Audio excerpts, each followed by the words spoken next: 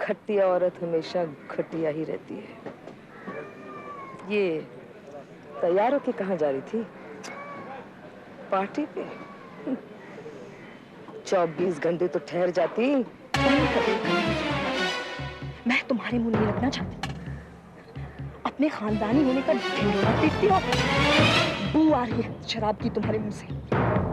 ये खानदान है तुम्हारा। तुम जैसे लोगों को तो इस घर के अंदर भी आने नहीं देना चाहिए। केशव की जिंदगी के सबसे बड़ा अभिशाप। मेरी माँ के खिलाफ एक लफ्ज़ और कहा तो मुंह तोड़ लगा तेरा। अरे हाथ तो लगा कर देख। हथकड़ियां नहीं लगवाती तो कहना।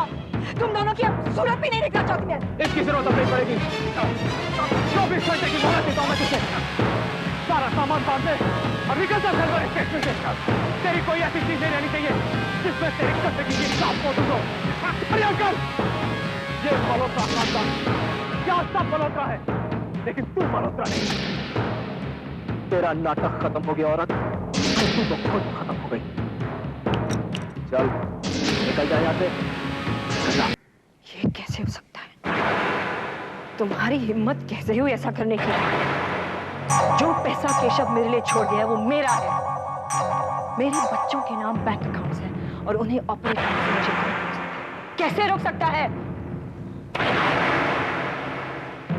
अगर तुम अपने राइट्स की पोजीशन बनाना चाहती हो तो किसी लॉयर को बुला के उसके साथ सलाह मशवरा कर लो,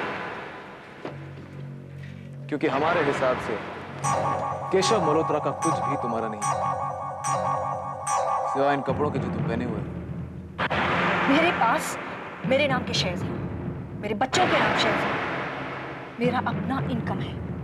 केशव हमेशा मुझसे यही कहता था कि उसकी हर चीज पर मेरा हक है। मर गया वो कहने वाला। अब वैसा नहीं होगा जैसा वो कहता था और वो करता था। अरे तुम्हारी बाहों में आके तो वो ये भी भूल गया था कि उसकी एक पत्नी है, एक बेटा है। तुम्हारे शेयर्स खरीदने की बात तो हम बाद में सोचेंगे। फिलहाल तुम अपने खाने पीने और रहने का इंतजाम खुद कर लो, क्योंकि मल्होत्रा एम्पायर और मल्होत्रा परिवार से अब तुम्हें कुछ नहीं मिलने वाला। अगर तुम सड़क पे खड़े रह के भीख भी मांगोगी ना तो हम में से कोई तुम्हें कुछ नहीं देगा। समझी? ऋषभ मल्होत्रा, मैं ये तो नहीं कहूंगी कि तुम पागल हो गए हो, लेकिन तुम्हारे बाप की मौत ने तुम्हारा दिमाग जरूर खराब कर दिया है। वरना जिस औरत ने तुम्हें बचपन से लड़कपन और लड़कपन से जवान होते देखा है, तुम्हारे साथ हंसी और खुशी के कुछ पल बांटे हैं, उसके साथ तुम ऐसे बात कैसे कर सकते हो सकता है मैं कभी तुम्हारी उंगली पकड़कर चला हूं, लेकिन अभी हाथ उंगली पकड़ने वाला नहीं रहा।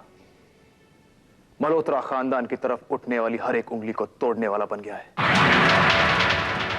इसलिए मैं कह रहा हूं, मैडम स्वेतलाना, मेरी एक बात हमेशा याद रखना, मैं केशव नहीं ऋषभ हूं, और तुम्हारी कोई भी चाल मेरे नजरिए को नहीं बदल सकेगी।